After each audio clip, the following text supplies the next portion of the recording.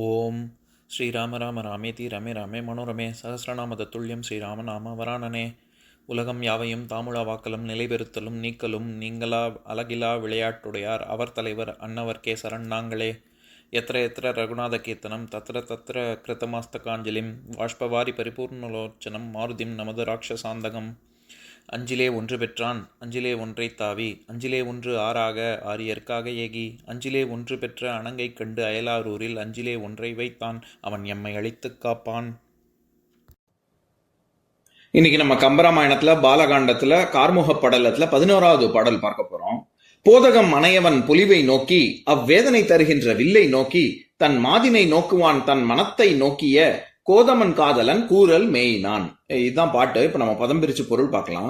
போதகம் அணையவன் யானை கன்றை ஒத்தவனாகிய ராமனது பொலிவு நோக்கி அழகை கண்டு வேதனை தருகின்ற அவனுக்கு தன் மகளை திருமணம் செய்விக்க விரும்பி துன்பம் தருகின்ற அவ்வில்லை நோக்கி தனது விருப்பத்திற்கு இடையூறாக உள்ள அந்த வில்லின் தன்மையை பார்த்து தன் மாதினை நோக்குவான்.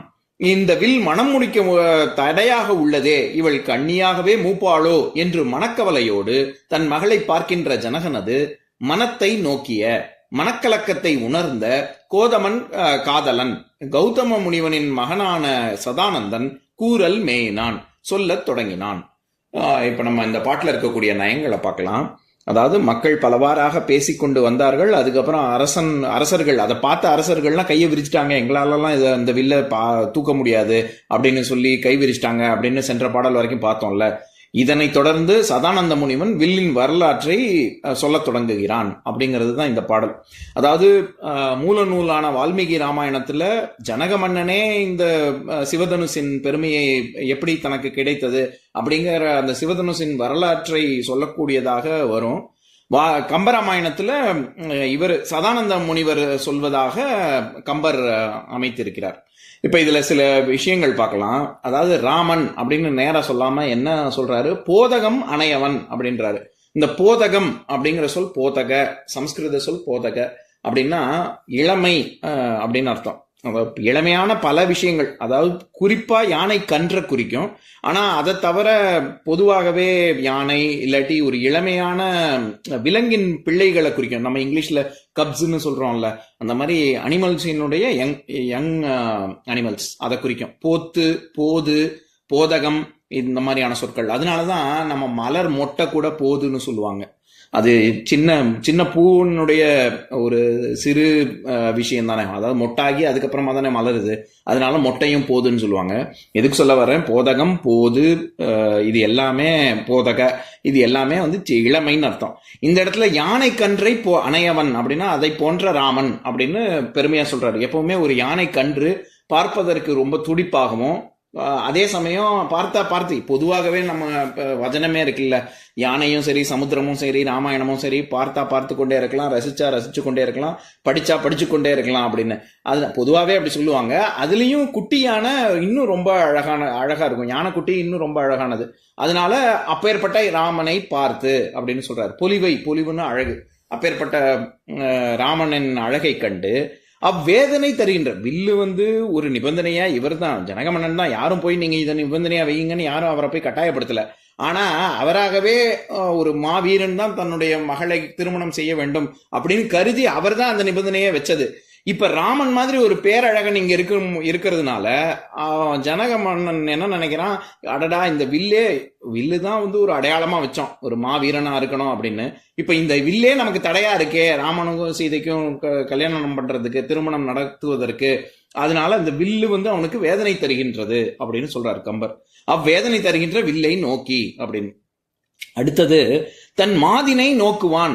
அதாவது தன்னுடைய மாது அப்படின்னா பெண்ணுன்னு அர்த்தம். இந்த இடத்துல மாதுங்கிறது மகள் அப்படிங்கிற தன்னுடைய மகளான சீதையை பார்த்தான். என்ன சொல்லி அவனுக்கு என்ன நோக்குவான் அப்படின்னா இந்த இடத்துல என்ன சொல்ல வர்றாரு, அடடா இந்த வில்லு மனம் முடிக்க முடியாம ஒரு தடையாக வந்துடுச்சே, இப்ப இந்த சீதை கண்ணியாகவே இவள் மூப்பாளோ அப்படின்னு சொல்லி மனக்கவலை வந்துடுச்சு அவருக்கு. அடடா இப்ப சீதைக்கு வந்து கல்யாணம் நடக்குமா நடக்காதா அப்படிங்கிற ஒரு மாதிரி ஒரு மனக்கவலை வந்து அதை உணர்ந்த ஜனக மன்னன் அதை உணர்ந்த சதானந்த முனிவர் இப்படி பாக்குறாரு ஜனகன் அப்படின்னு பார்த்த அவரு வில்லினுடைய வரலாற்றை சொல்ல தொடங்குறாரு அப்படின்னு.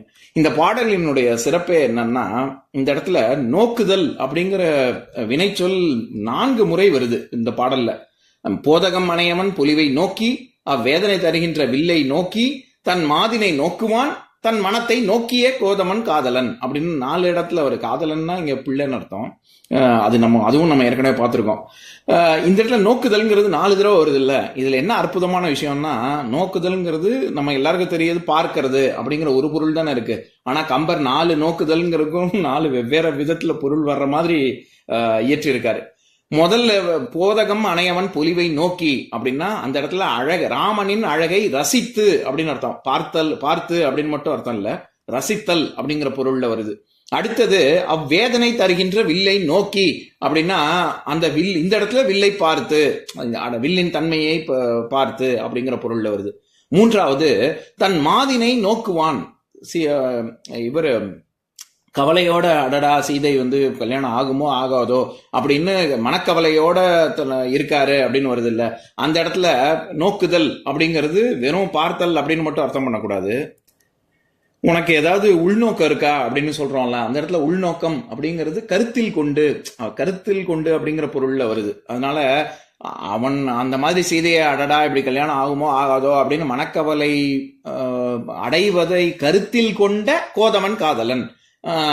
அதாவது இவர் சதானந்த முனிவர் மனத்தை நோக்கிய கோதமன் காதலன் அப்படின்னு வர்ற இடத்துல மனத்தை நோக்கி அப்படின்னா அவன் மனசை உணர்ந்து, ஜனகமன்னனின் மனக்கவலையை உணர்ந்து, நோக்குதல்ங்கிறத அந்த இடத்துல உணர்தல் அப்படிங்கிற பொருள்ல வருது. அதை உணர்ந்த சதானந்த முனிவன் அவனாகவே எழுந்து வில்லின் வரலாற்றை கூறலானான் அப்படின்னு சொல்ல வர்றார். இப்ப நான் பாட்டை இன்னொரு தடவை படிக்கிறேன் கேளுங்க. போதகம் அணையவன் பொலிவை நோக்கி, அவ்வேதனை தருகின்ற வில்லை நோக்கி, தன் மாதினை நோக்குவான், தன் மனத்தை நோக்கிய கோதமன் காதலன் கூறல் மேயினான். இன்னொரு நாள் இன்னொரு பாட்டு பார்க்கலாம். ஓம் சாந்தாகாரம் புஜகசயனம் பத்மநாபம் சுரேஷம் விஸ்வாதாரம் ககனசத்ரசம் மேகவர்ணம் சுபாங்கம் லக்ஷ்மீகாந்தம் கமலநயனம் யோகி ஹிருத்யானகம்யம் வந்தே விஷ்ணும் பவபயஹரம் சர்வலோகைகநாதம். உம்பரோடு இம்பர்காரும் உலகம் ஓர் ஏழும் ஏழும் எம்பெருமான் என்று ஏத்தி இறைஞ்சி நின்று ஏவல் செய்ய தம்பியரோனும் தானும் தருமமும் தரணி காத்தான் அம்பரத்து அனந்தர் நீங்கி அயோத்தியில் வந்த வள்ளல். ஓம் பூர்ணமதః பூர்ணமிதம் பூர்ணாத் பூர்ணமுதஸ்யதே பூர்ணஸ்ய பூர்ணமாதாய பூர்ணமேவாவசிஷ்யதே. ஓம் சாந்தி சாந்தி சாந்திஹி. ஓம் சர்வேஷாம் ஸ்வஸ்திர்பவது, சர்வேஷாம் சாந்திர்பவது, சர்வேஷாம் பூர்ணம் பவது, சர்வேஷாம் மங்களம் பவது. ஓம் சாந்தி சாந்தி சாந்திஹி. ஓம் சர்வே பவந்து சுகினஹ, சர்வே சந்து நிராமயாஹ, சர்வே பத்ராணி பஷ்யந்து மா கஷ்சித் துக்கபாக் பவேத். ஓம் சாந்தி சாந்தி சாந்திஹி.